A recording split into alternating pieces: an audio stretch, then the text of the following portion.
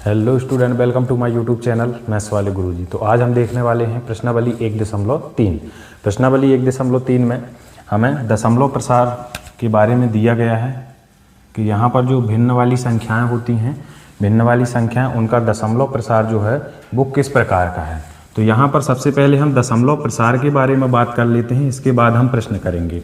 तो दशमलव प्रसार के जो प्रकार होते हैं वो 3 प्रकार के होते हैं। पहला होता है शांत दशमलव प्रसार, पहला होता है शांत दशमलव। दूसरा होता है अनावसानी आवर्ती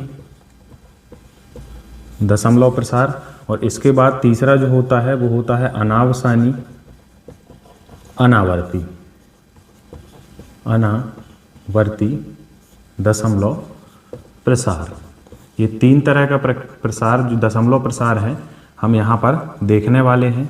अब ये जो दशमलव प्रसार है ये किस किस के दशमलव प्रसार हैं ये बात कर लेते हैं।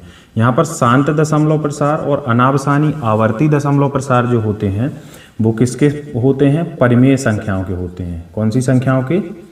परिमेय संख्याएं। परिमेय संख्याएं जो होती हैं उनके दशमलव प्रसार यहाँ पर जो होंगे वो शांत दशमलव प्रसार होंगे या तो फिर अनावसानी आवर्ती प्रसार होंगे। और यहाँ पर ये जो अनावसानी अनावर्ती प्रसार होता है ये होता है हमारी अपरिमेय संख्याओं का। किसका होता है? अपरिमेय संख्याएं जो होती हैं, अपरिमेय संख्याएं जो होती हैं इनका दशमलव प्रसार हमेशा अनावसानी अनावर्ती होता है। अब इनके बारे में थोड़ा सा देख लेते हैं कि शांत दशमलव प्रसार किस तरह होता है। मान लीजिए कि हमने कोई भिन्न ली 4/5, इसको जब हम विभाजित करेंगे 5 से तो इसका जो मान आएगा वो 0.8 आएगा और ये पूरी तरह से कट जाएगा। तो पूरी तरह से कट जाएगा मतलब यहाँ पर अब कोई दशमलव के बाद 8 के बाद कोई भी संख्या नहीं होगी। तो कोई भी संख्या जब नहीं होगी, पूरी तरह से जब भी भिन्न की संख्याएं कट जाती हैं तो उनका दशमलव प्रसार कहलाता है शांत दशमलव प्रसार। अब अनावसानी आवर्ती के बारे में बात कर लेते हैं। जैसे हमने लिखा 10/3, 3 से जब भाग देंगे तो 3 त्रिका 9, 3 त्रिका 9, 3 त्रिका 9, मतलब 3 का जो आवर्त है वो यहाँ पर चलता जाएगा, 3 यहाँ पर कभी खत्म नहीं होगा। तो इस तरह का जो दशमलव प्रसार होता है मतलब दशमलव के बाद की जो संख्याएं होती हैं वो एक आवर्त में होती हैं, एक निश्चित क्रम में होती हैं। तो इस दशमलव प्रसार को हम क्या बोलते हैं? अनावसानी आवर्ती प्रसार बोलते हैं। अब यहाँ पर अनावसानी अनावर्ती प्रसार के बारे में बात कर लेते हैं। तो यहाँ पर देखिए पाई का जो मान होता है, पाई एक अपरिमेय संख्या है, तो पाई का जो मान होता है वो होता है 3.1456 और आगे भी संख्याएं होती हैं। लेकिन यहाँ पर दशमलव के जो बाद है इसका कोई निश्चित क्रम नहीं है इन संख्याओं का, कि कोई भी संख्याएं क्रम में हो या बार बार क्या हो रही हो, आवर्त में आ रही हो। तो इनका जो दशमलव प्रसार कहलाता है वो हमारा अनावसानी अनावर्ती प्रसार कहलाता है। तो प्रश्न नंबर 1 में यहाँ पर हमें कुछ भिन्न संख्याएं दी होंगी जिसमें हमें सबसे पहले इनका दशमलव प्रसार यहाँ पर विभाजन करके बताना है और फिर दशमलव प्रसार करने के बाद इसका प्रकार बताना है कि किस तरह की दशमलव प्रसार आने वाले हैं। तो चलिए, तो स्टूडेंट पहला प्रश्न है हमारा, पहली जो हमें भिन्न दी हुई है वो हमें दी हुई है 36/100। तो सबसे पहले हम क्या करेंगे, 100 से हमें भाग देना है। किस पर देना है? 36 पर देना है। तो चलिए देते हैं। 100 का भाग 36 में नहीं जाएगा तो यहाँ पर हम क्या लेंगे, एक जी शून्य ले लेते हैं। जब शून्य लेंगे तो यहाँ पर क्या करेंगे, शून्य के बाद हम दशमलव लगाएंगे। अब 100 का भाग देंगे, 100 का गुणा 3 में करेंगे तो यहाँ पर 300 आ जाएगा। इसमें भाग देंगे, ये आ जाएगा हमारा 60। तो हम दशमलव जब लग जाता है तो एक शून्य हम क्या कर सकते हैं, लिख सकते हैं। तो 100 का भाग अब इसमें देंगे तो ये क्या हो जाएगा हमारा 600 और ये पूरी तरह क्या हो गया, कट गया। तो यहाँ पर हमने देखा कि 36/100 का जो मान आया है हमारा वो 0.36 आया है। तो 0.36 आया है तो इसका जो दशमलव प्रसार होगा, तो दशमलव प्रसार को हम किस तरह लिखेंगे, तो यहाँ पर लिखेंगे इसका दशमलव प्रसार शांत है। कैसा है? शांत है, क्योंकि ये पूरी तरह से क्या हो चुकी है, 100 से संख्या कट चुकी है। अब आते हैं दूसरे प्रश्न में। दूसरा प्रश्न हमें दिया हुआ है 1/11। तो इसमें हमें 11 से भाग देना है 1 में। यहाँ पर देखिए 11 से 1 में तो भाग जाएगा नहीं, तो हम क्या लगाएंगे यहाँ पर शून्य। जब शून्य लगाएंगे तो यहाँ पर क्या लिख देंगे, 0 दशमलव। अब 10 में भी भाग नहीं जाएगा तो हमें क्या करना पड़ेगा, अतिरिक्त शून्य लगाना पड़ेगा। जब अतिरिक्त लगाएंगे तो यहाँ पर भी क्या करेंगे, यहाँ पर भी एक शून्य लगा देंगे। अब 11 का भाग देंगे तो ये कितने बार जाएगा, 9 बार। तो 11 नाम 99। तो ये जब हम इसको घटाएंगे तो हमारा जो निकल कर आएगा शेषफल वो 1 होगा।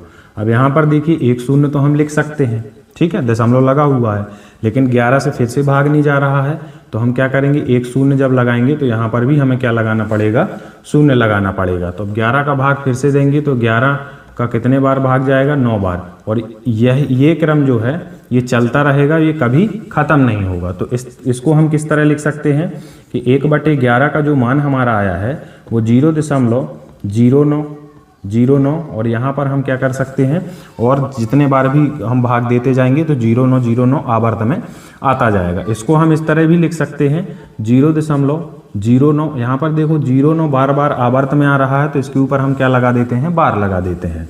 तो इसका जो दशमलव प्रसार होगा, इसका दशमलव प्रसार कैसा आया है, अनावसानी आवर्ती आया है, बार बार आवर्त में आ रहा है तो इसको हम क्या बोलेंगे, आवर्ती है। ठीक है, ये 2 प्रश्न हो चुके हैं। अब अपन चलते हैं अगले प्रश्न की तरफ। तो चलिए तीसरा प्रश्न देख लेते हैं। यहाँ पर लिखा हुआ है 4 सही 1/8 लिखा हुआ है। या तो हम 8 से 1 में भाग दे दें या इसको गुणा करके भिन्न के रूप में बदल करके हम इसको कर सकते हैं। तो चलिए इसको पहले क्या किस तरह लिख लेते हैं, 8 चौको 32, 33/8 के रूप में लिख लेते हैं। अब 33/8 है तो इसमें भाग देंगे हम किसका, 33 में भाग देना है हमें 8 का। 8 का भाग देंगे, 8 चौको 32 हो जाएगा, घटाएंगे तो ये 1 आ जाएगा। अब यहाँ पर देखिए 8 का भाग 1 में तो जा नहीं रहा है तो हम क्या करेंगे, दशमलव लगाएंगे। जब दशमलव लगाएंगे तो यहाँ क्या लिखेंगे, 0। तो यहाँ पर क्या आ जाएगा, 8 एकम 8 आ जाएगा, घटाएंगे 2, 1 0 हम लगा सकते हैं। तो 8 का भाग इसमें देंगे तो 8 दूनी क्या हो जाएगा, 16 हो जाएगा। इसको घटाएंगे तो ये क्या आ जाएगा, 4। इसके बाद एक शून्य हम फिर से लगा सकते हैं। 8 का भाग देंगे तो 8 पंचे 40 हो जाएगा यहाँ पर, और ये पूरी तरह क्या हो जाएगा, कट जाएगा। तो हमारा जो 33/8 संख्या थी, या 4 सही 1/8 भी लिख सकते हैं इसको। इसका जो मान आया है हमारा वो 4.125 आया है, और ये पूरी तरह संख्या क्या हो चुकी है, कट चुकी है। तो इसका जो दशमलव प्रसार होगा, इसका दशमलव प्रसार कैसा है, यहाँ पर शांत दशमलव प्रसार है, शांत है। ठीक है, अब आते हैं अगले प्रश्न की तरफ। इसमें हमें 13 का भाग 3 पे देना है। तो 13 का भाग 3 में दे देंगे। 13 का भाग किस में देना है, 3 में। तो 13 का भाग 3 में तो जाएगा नहीं, तो हम क्या करेंगे, सबसे पहले यहाँ पर शून्य लेंगे। जब शून्य लेंगे तो यहाँ पर क्या लगाएंगे, दशमलव लगा देंगे। तो 13 दूनी यहाँ पर क्या हो जाएगा, 26। इसको काटेंगे तो ये घटाएंगे तो 4 आ जाएगा। इसके बाद एक शून्य हम लगा सकते हैं। 13 का गुणा करेंगे तो 13 तिहाई यहाँ पर 39 आ जाएगा। एक फिर से आ गया। अब यहाँ पर देखिए एक शून्य हम लगा सकते हैं। अब 13 का भाग क्या 10 में जा रहा है, नहीं जा रहा है। तो यहाँ पर हम क्या करेंगे, एक शून्य और लिखेंगे। एक शून्य जब लिखेंगे तो यहाँ पर क्या लगाएंगे, शून्य लगाना पड़ेगा हमको। अब आगे चलते हैं। 13 का भाग हमें किस में देना है, 100 में। तो 13 7 क्या हो जाता है यहाँ पर 91। जब घटाएंगे तो यहाँ पर क्या आएगा, 9 आ जाएगा। अब यहाँ पर देखिए एक शून्य लगा सकते हैं हम। अब 13 का भाग फिर से देंगे तो 13 छंग 78 हो जाएगा। 13 छंग क्या हो जाएगा, यहाँ पर 78 हो जाएगा। घटाएंगे यहाँ पर 10 में से 8 जाएगा, यहाँ पर कितना आ जाएगा, 2, और ये 1 आ जाएगा। अब यहाँ पर देखिए एक 0 लगा सकते हैं। तो 13 नम्मा क्या हो जाएगा, 117 हो जाएगा। फिर से घटाएंगे यहाँ पर तो ये हो जाएगा 3। अब यहाँ पर देखिए पहले भी 3 था और फिर से 3 आ रहा है। यदि हम इसको फिर से सॉल्व करेंगे तो वही संख्या, ये जो जितनी संख्याएं हैं ये बार बार क्या होंगी, आवर्त में आएंगी। ठीक है, तो इसका जो दशमलव प्रसार होगा वो किस तरह होगा, 3/13 का जो मान आया है हमारा वो 0.230769 और डैश डैश डैश। अब आगे चलते हैं। इसका जो दशमलव प्रसार है वो हमें क्या लिखना है, इसका दशमलव प्रसार अनावसानी आवर्ती आया है, क्योंकि बार बार क्या हो रही हैं संख्याएं, आवर्त में आ रही हैं। ठीक है, आवर्ती है। तो ये हमारे 4 क्वेश्चन हो गए। अब अपन चलते हैं अगले प्रश्न की तरफ। तो स्टूडेंट अगले प्रश्न की तरफ चलते हैं। यहाँ पर हमें क्या दिया हुआ है, 2/11 दिया हुआ है। तो हम 11 से भाग देंगे किस पर, 2 पर देंगे। तो 2 पर जाएगा नहीं, तो हम क्या लगा देंगे, यहाँ पर दशमलव लगा देंगे। तो एक यहाँ पर क्या जाएगा, 0 जाएगा। अब 11 का भाग देंगे तो 11 एकम क्या हो जाता है, 11। घटाएंगे यहाँ पर क्या आएगा, 9 आएगा। एक 0 हम लगा सकते हैं। अब 11 का भाग देंगे तो 11 8 का क्या हो जाएगा, यहाँ पर 88। अब यहाँ पर इसको घटाएंगे तो 2 आएगा। यहाँ पर देखिए 2 आ रहा था, फिर से क्या हो रहा है, 2 आ रहा है। जब इसको हम भाग देंगे और देख लेते हैं तो वही संख्याएं हमारी क्या होंगी, बार बार आवर्त में आएंगी। तो 11 एकम 11 कर देंगे, 9 आएगा यहाँ पर, फिर से हम लगाएंगे तो यहाँ पर क्या आ जाएगा, 88। बार बार वही संख्या क्या हो रही है, आवर्त में आ रही है। ठीक है, तो इसका जो दशमलव प्रसार होगा हमारा वो क्या होगा, हमने 11 का भाग किस में दिया था, 2 में। तो 2/11 हमारी भिन्न थी, जिसका दशमलव प्रसार आया है 0.1818 और इसी तरह ये संख्या बढ़ती जाएगी। इसको हम क्या लिख सकते हैं, 0.1818 बार बार आवर्त में आ रहा है तो हम 18 का बार लगा देंगे। तो यहाँ पर दशमलव प्रसार जो लिखेंगे, दशमलव प्रसार, तो दशमलव प्रसार किस तरह का होगा, इसका अनावसानी आवर्ती होगा। अनावसानी आवर्ती, ये सभी हमें परिमेय संख्याएं दी हुई हैं क्योंकि P/Q के रूप में दी हुई हैं। अब आते हैं अपन अगले प्रश्न की तरफ। तो अगले प्रश्न में हमें क्या करना है, 400 से भाग देना है, 329 में भाग देना है। अब यहाँ देखिए 400 बड़ी संख्या है, क्या इसमें भाग जाएगा, नहीं जाएगा। तो हम क्या लिखेंगे, 0 दशमलव लगा देंगे यहाँ पर। तो यहाँ पर क्या आ जाएगा, एक 0 आ जाएगा। 400 का गुणा करेंगे तो 400 का गुणा 8 बार करेंगे तो ये कितना हो जाएगा हमारा, 3200। घटाएंगे तो क्या जाएगा, 90 आ जाएगा। अब एक 0 तो हम लगा सकते हैं। अब 400 का फिर से भाग देंगे तो 4 दूनी 800 हो जाएगा। यहाँ पर घटाने पे हमारा क्या आ रहा है, 100 आ रहा है। इसके बाद एक 0 हम लगा सकते हैं। तो 4 दूनी फिर से क्या करेंगे, हम 800 करेंगे। तो यहाँ पर इसको घटाएंगे तो क्या जाएगा, 200 और 200 आएगा तो हम क्या लगाएंगे, एक 0 लगा देंगे। अब 400 का भाग देंगे तो 4 पंचे 20। जो ये संख्या थी हमारी वो पूरी तरह क्या हो चुकी है, कट चुकी है। तो यहाँ पर 329/400 का जो हमारा मान आया है वो 0.8225 आया है। इसके बाद कोई भी संख्या, क्योंकि शेषफल यहाँ पर 0 है, तो शेषफल जब कुछ नहीं है तो ये संख्या पूरी तरह कट चुकी है। तो इसका जो दशमलव प्रसार होगा, दशमलव प्रसार के बारे में बात करेंगे तो इसका दशमलव प्रसार होगा हमारा शांत दशमलव प्रसार। तो इस तरह प्रश्न नंबर 1 के जितने भी प्रश्न थे तो वो हम कर चुके हैं। अब अपन चलते हैं अगले प्रश्न की तरफ। तो स्टूडेंट दूसरे प्रश्न की तरफ चलते हैं। दूसरा प्रश्न है हमारा, आप जानते हैं कि 1/7 बराबर हमें ये मान दिया हुआ है। वास्तव में लंबा भाग दिए बिना क्या आप यह बता सकते हैं कि 2/7, 3/7, 4/7, 5/7, 6/7 के दशमलव प्रसार क्या होंगे? यदि हाँ तो कैसे? तो चलिए इस प्रश्न को भी हल करते हैं। सबसे पहले जो दिया है वो देख लेते हैं। दिया है 1/7 बराबर 0.142857 और इसका हमें क्या दिया हुआ है, बार दिया हुआ है। तब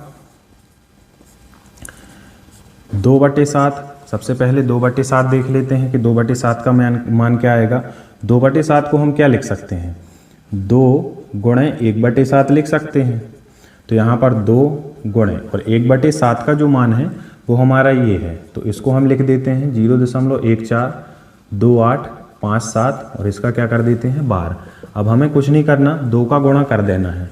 2 सत्ते 14, 2 पंचे 10 और 1 11, 2 अट्ठे 16 और 1 17, 2 दूनी 4 और 1 5 और 14 दूनी 28। तो 0.285714 ये मान आ गया। अब क्या करना है हमको, 3/7 का मान निकालना है तो इसी तरह निकाल देंगे। 3 गुणे 1/7 लिख सकते हैं इसको। तो 3 गुणे 0.142857 लिख देंगे। अब आगे चलते हैं, 3 का गुणा करेंगे।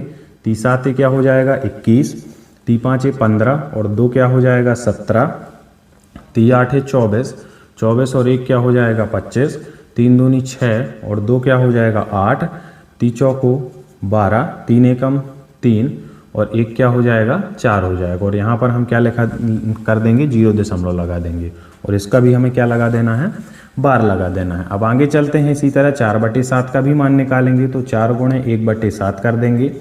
4 गुणे 0.142857 कर देना है, इसका बार लगा हुआ है। 4 का गुणा करेंगे तो 4 सत्ते यहाँ पर 28 हो जाएगा, 4 पंचे 20 और 2 यहाँ पर 22 हो जाएगा, 4 अट्ठे 32 और 2 यहाँ पर क्या हो जाएगा 34 हो जाएगा, 4 दूनी 8 और 3 यहाँ पर क्या हो जाएगा 11 हो जाएगा, 4 चौको 16 और 1 क्या हो जाएगा 17, 4 एकम 4 और 1 क्या हो जाएगा 5 हो जाएगा और यहाँ पर 0 लगा देंगे। इसका क्या कर देना है हमें बार कर देना है। इसी तरह हम 5/7 का मान निकालेंगे तो 5 गुणे 1/7 लिख सकते हैं इसको। तो 5 गुणे 0.142857 गुणा कर देंगे। 5 7 35 हो जाएगा, ये 5 25 और 3 28 हो जाएगा और यहाँ पर 5 8 40, 40 और 2 यहाँ पर क्या हो जाएगा 42, 5 दूनी 10 और 4 हो जाएगा 14, 5 चौको 20 और 1 क्या हो जाएगा 21, 5 एकम 5 और 2 क्या हो जाएगा 7। तो इसको हम क्या लिख सकते हैं 0.714285। अब इसके बाद लास्ट है हमारा 6/7। तो 6 का गुणा हमको 1/7 में करना है। 6 गुणे 0.142857 करेंगे, गुणा कर दीजिए। 6 सत्ते यहाँ पर क्या कर देंगे 42, 6 पंचे 30 और 4 34, 6 8 48 और 3 51 यहाँ पर, और 6 दूनी 12 और 5 हो जाएगा 17, 6 चौको 24 और 1 क्या हो जाएगा 25, 6 एकम 6 और 2 क्या हो जाएगा 8। तो इसको हम लिखेंगे 0.857142। तो इस तरह हमने बिना भाग दिए इन सभी के क्या निकाल लिए हैं मान निकाल लिए हैं, जो कि हमें प्रश्न में करना था। तो अब अपन चलते हैं अगले प्रश्न की तरफ। तो स्टूडेंट तीसरा प्रश्न देखते हैं। तीसरा प्रश्न है हमारा, निम्नलिखित को P/Q के रूप में व्यक्त कीजिए जहां P और Q पूर्णांक हैं और Q बराबर नहीं है 0 के। तो यहाँ पर हमें एक दशमलव वाली संख्या दी हुई है 0.6 का बार, इसको हमें P/Q के रूप में क्या करना है व्यक्त करना है। तो चलिए स्टार्ट करते हैं। सबसे पहले जो संख्या दी हुई है माना, उसको हमको x के बराबर क्या कर लेना है मान लेना है। और 6 का बार लगा हुआ है, मतलब 6 बार बार क्या हो रहा है आवर्त में आ रहा है। इसको हम क्या मान लेंगे समीकरण 1। अब यहाँ पर देखिए यदि एक संख्या में बार लगा हुआ है तो हमें यहाँ पर दोनों तरफ 10 का गुणा करना है। 2 संख्या में बार लगा है तो हमें दोनों तरफ किसका गुणा करना है 100 का। 3 संख्या में बार लगा है तो दोनों तरफ हमें किसका गुणा करना है यहाँ पर 1000 का। तो यहाँ पर एक संख्या में बार लगा हुआ था तो हम क्या करेंगे, तब दोनों तरफ या समीकरण 1 में, समीकरण 1 में 10 का गुणा करने पर, दोनों तरफ 10 का गुणा करेंगे तो ये हो जाएगा 10x बराबर हो जाएगा, यहाँ पर ये देखिए 10 का गुणा करेंगे तो ये दशमलव इधर आ जाएगा तो ये हो जाएगा 6.666 और ये आगे आवर्त में आएगा। अब हमें क्या करना है, इसको क्या करना है समीकरण 2 मान लेना है। अब समीकरण 2 में से समीकरण 1 को क्या करेंगे हम घटा देंगे। समीकरण 2 में से समीकरण 1 को घटाने पर बहुत ही आसान है, इसके 2-3 तरीके हैं। तो ये सबसे सरल तरीका है, इसको देख लेते हैं। समीकरण 2 में से 1 को घटा देंगे तो यहाँ देखिए समीकरण 2 में 10x लिखा है और यहाँ पर क्या कितना लिखा है x लिखा हुआ है। बराबर करेंगे, यहाँ पर क्या हो जाएगा 6.66 और यहाँ पर क्या लिखा हुआ है 0.666। ठीक है। अब 10x में से x जाएगा तो यहाँ पर कितना आ जाएगा 9x आ जाएगा। अब यहाँ पर देखिए दशमलव के बाद 6 बार बार आवर्त में आ रहा है, इधर भी आ रहा, तो जब हम इससे इसको घटाएंगे तो दशमलव के बाद संख्या क्या आएगी, 0। तो इसको हम क्या लिख सकते हैं, 0। फिर दशमलव लगाएंगे, 6 में से 0 को घटाएंगे तो यहाँ पर क्या आ जाएगा, 6 आ जाएगा।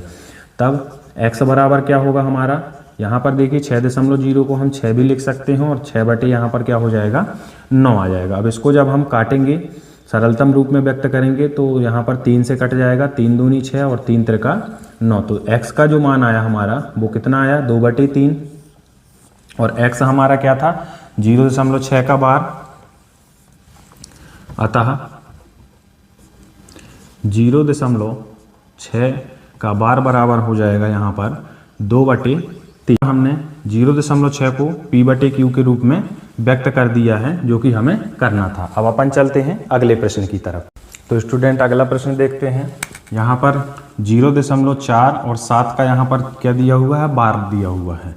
इसको हमें p/q के रूप में व्यक्त करना है। तो हम मान लेंगे कि माना x बराबर 0.4 और 7 का यहाँ पर बार लगा है, तो हमें बार नहीं लगाना, 7 को हम क्या करेंगे, बार बार रिपीट कर देंगे या आवर्त में लिख देंगे। इसको हमें क्या करना है, समीकरण 1 मान लेना है। अब हमें क्या करना है, समीकरण 1 में कितने का गुणा करेंगे, यहाँ देख लीजिए एक संख्या में बार लगा है, तो समीकरण 1 में 10 का गुणा करने पर समीकरण 1 में 10 का गुणा करेंगे तो ये हो जाएगा 10x बराबर, ये 10 का गुणा करेंगे तो दशमलव इधर आ जाएगा, तो 4.777, ये बार बार क्या होगा, रिपीट या आवर्त में आएगी संख्या। इसको हम समीकरण 2 मान लेते हैं। अब वही तरीका, समीकरण 2 में से एक को क्या कर देना है, घटा देना है। समीकरण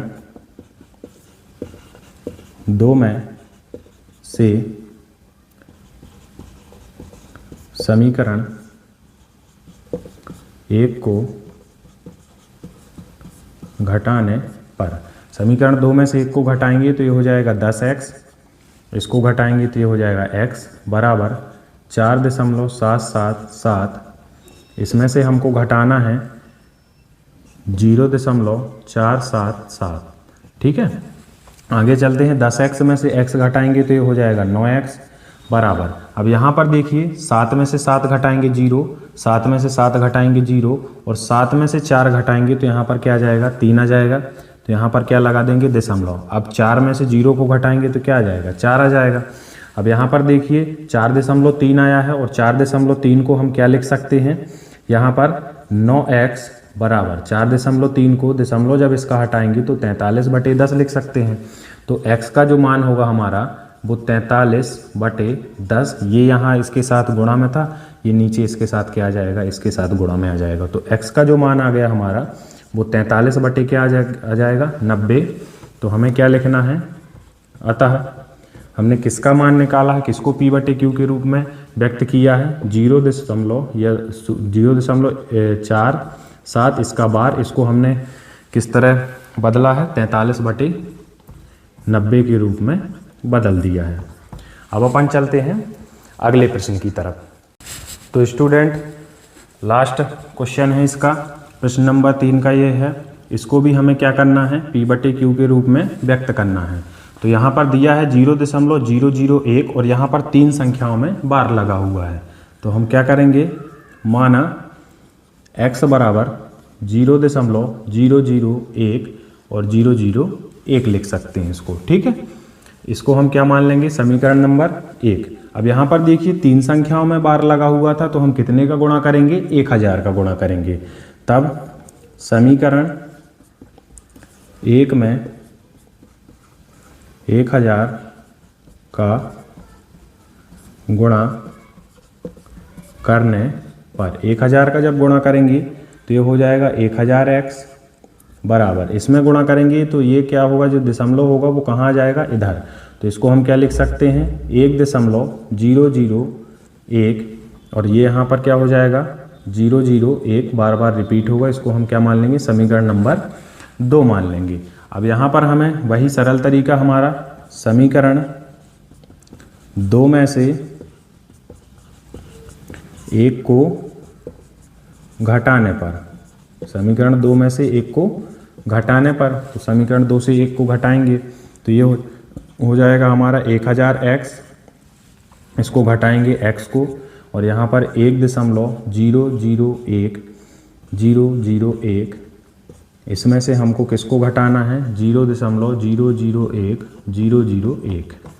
आगे चलते हैं, 1000 में से x जाएगा तो ये हो जाएगा 999x बराबर, यहाँ देखिए यहाँ भी 001, यहाँ भी 001, तो इससे ये घटाएंगे ये 0 हो जाएगा, इससे ये घटाएंगे ये भी 0 हो जाएगा, और 1 में से हम 0 को घटाएंगे तो यहाँ पर क्या आ जाएगा, 1 आ जाएगा।